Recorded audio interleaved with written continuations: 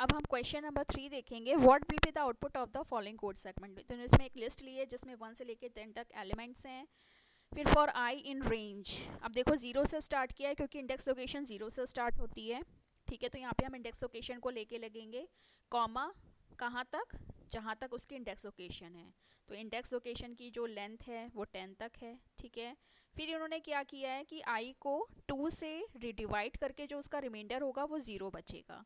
तो जो index location को कर रहे हैं ये नॉट एलिमेंट्स, ये आपको ध्यान रखना है क्योंकि यहाँ रेंज में हमने क्या दिया है, इंडेक्स लोकेशन, इसीलिए हमने स्टार्टिंग वैल्यू 0 दी है। ठीक है, कॉमा लाइन इसलिए दिया है कि वो अपने आप लेंथ को काउंट करके लास्ट इंडेक्स लोकेशन तक ले लेगा। ठीक है, तो हम इंडेक्स लोकेशन को चेक करें। इंडेक्स लोकेशन, अब पहली इंडेक्स लोकेशन आपकी जो भी होगी 0, ठीक है, तो वो आपका 1 प्रिंट कर देगा। ठीक है, इंडेक्स लोकेशन को हम रिमाइंडर 2 से करेंगे, 2 से डिवाइड करेंगे और जिसका रिमाइंडर 0 पड़ेगा वो एलिमेंट प्रिंट करता जाएगा। तो इस प्रोग्राम को हम एक बार करके देख लेते हैं। ठीक है, तो इसके लिए हमने एक माई लिस्ट करके एक वेरिएबल ले लिया है।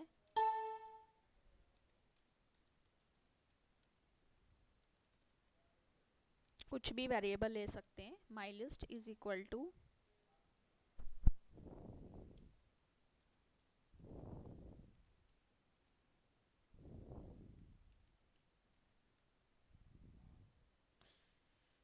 अब हम इसमें क्या करेंगे, इसको हम इंडेक्स लोकेशन को लेके चलेंगे।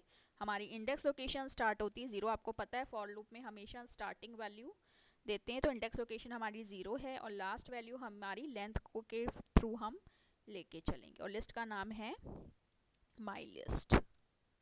ठीक है, फॉर लूप हो गया। क्या प्रॉब्लम है इसमें, ओके कोई नहीं। For I in range 0, index location 0 है, फिर लेन, लिस्ट का नाम है माई लिस्ट।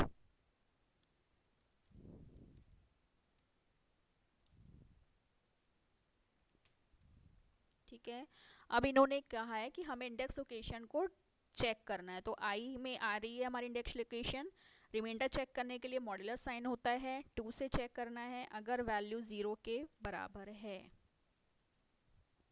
तो अकॉर्डिंग टू प्रोग्राम ये प्रिंट करेगा माई लिस्ट, क्योंकि हम इंडेक्स लोकेशन को लेके चल रहे हैं। मैंने आपको बताया था लिस्ट इंडेक्स लोकेशन के थ्रू होती है, तो यहाँ पे हमें इंडेक्स लोकेशन मेंशन करनी पड़ेगी। तो हम प्रिंट कराएंगे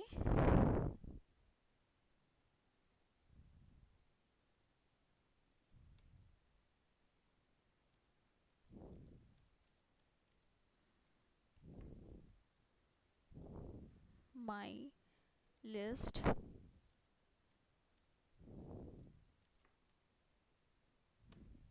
ये देखिए। तो हमारा जो आउटपुट आएगा, क्योंकि हम फॉर लूप चला रहे हैं, तो फॉर लूप हम जब भी चलाते हैं तो हमारा जो आंसर है वो हमेशा नेक्स्ट लाइन में आता है। अब आपको ये मालूम होगा मैम 1 3 5 7 9 कैसे आया। देखिए ये पहला, ये 0 से स्टार्ट हुआ। ठीक है, अब हमारी 0 पे 0 से स्टार्ट है तो 0 को तो ये प्रिंट करेगा ही करेगा। तो 0 की इंडेक्स लोकेशन पे हमारा एलिमेंट क्या है, 1। ठीक है, फिर ये 1 पे 1 को 2 से डिवाइड करेगा तो आंसर 0 नहीं आएगा, तो वो उसको छोड़ देगा, 2 को छोड़ देगा। ठीक है, अब 3 नंबर पे इंडेक्स लोकेशन क्या है हमारी, 2। तो 2 डिविजिबल बाई 2, 2 को अगर 2 से हम डिवाइड करेंगे तो इसका आंसर 0 आएगा। तो 2 की इंडेक्स लोकेशन पे जो एलिमेंट है वो 3 है। फिर इसी तरह से 4, अब इसकी इंडेक्स लोकेशन 3 है तो 3 तो 2 से डिविजिबल नहीं होता, तो ये इसको प्रिंट नहीं करेगा। अब इसकी लोकेशन है 4, तो 4 2 से डिविजिबल है तो इसने इसको प्रिंट कर दिया।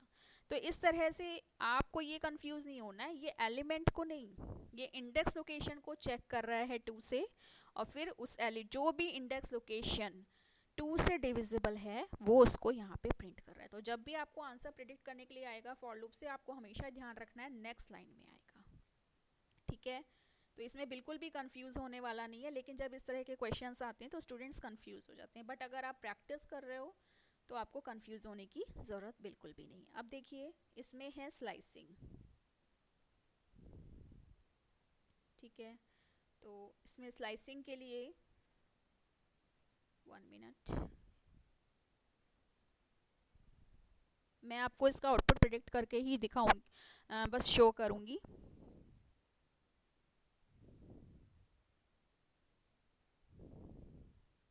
ठीक है, तो हम एक लिस्ट ले लेते हैं।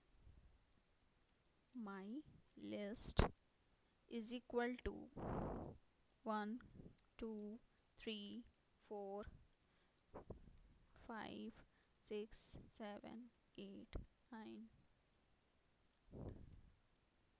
ठीक है, अब हमें क्या करना है, डेल फंक्शन क्या करता है, अब हमें डेल करना है। तो ऑब्वियसली हम लिस्ट में जब भी कुछ भी एक्सेसिंग अपडेशन डिलीशन करते हैं वो इंडेक्स लोकेशन से करते हैं। तो इन्होंने स्लाइसिंग की है 3:this। और फिर अगर आप लिस्ट को प्रिंट कराओगे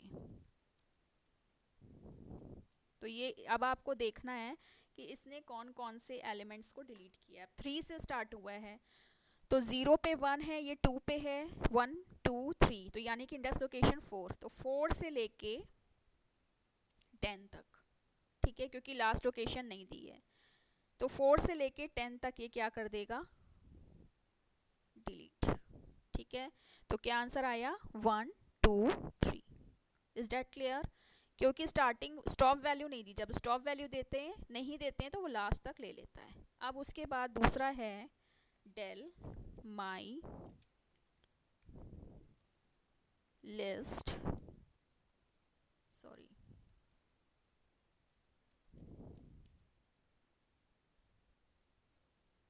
कोलन 5। ठीक है, अब इसमें कोलन 5 है तो यानी कि ये 0 से स्टार्ट होगा। ठीक है, 0 1 2 3 और 4, यानी कि 1 से लेके 5 तक के एलिमेंट्स, क्योंकि 5th लोकेशन को नहीं लेगा। अब अगर हम इसको प्रिंट कराएंगे तो ये 1 से लेके 4 तक के एलिमेंट्स को क्या कर चुका है, डिलीट। एम्प्टी इसलिए दिखा रहा है क्योंकि हमारी ऑलरेडी एक लिस्ट, तो मैं क्या करती हूँ इस लिस्ट को फिर से ले लेती हूँ। ये एम्प्टी इसलिए शो कर रहा है क्योंकि ऑलरेडी उसमें से एलिमेंट डिलीट हो चुके हैं। अब मैं क्या करती हूँ, इस लिस्ट को लेके चलती हूँ।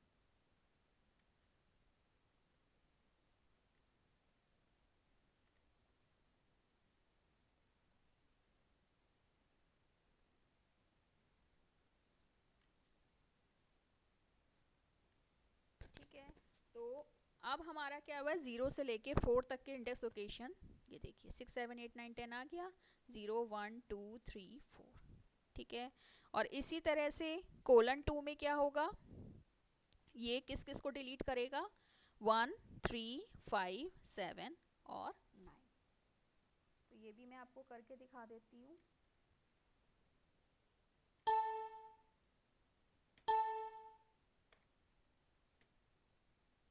ठीक है, अगर हम डेल करते हैं, डेल माई लिस्ट, मैंने आपको बताया था जब 2 कोलन होते हैं तो यानी कि वो 2 से, यानी कि राइट लेफ्ट हैंड साइड से चलेगा, क्योंकि इस बार वैल्यू जो है पॉजिटिव है तो ये स्टार्टिंग से चलेगा माई लिस्ट।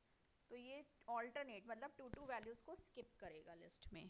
तो आंसर देखिए, ठीक है, 2 4 6 8 एंड 10। तो 2 वैल्यूज़ को स्किप किया है इसने। तो यहाँ 2 आ गया, 4 आ गया, 6 आ गया, 8 आ गया और 10 आ गया। तो इस तरह से इसने डेल किसको किया, जो मैंने आपको बताया था 1 3 5 7 एंड 9, क्योंकि 1 से स्टार्ट होगा। ठीक है, तो 1 के 1 + 2 3, तो ये थर्ड लोकेशन पे आएगा, सॉरी दिस।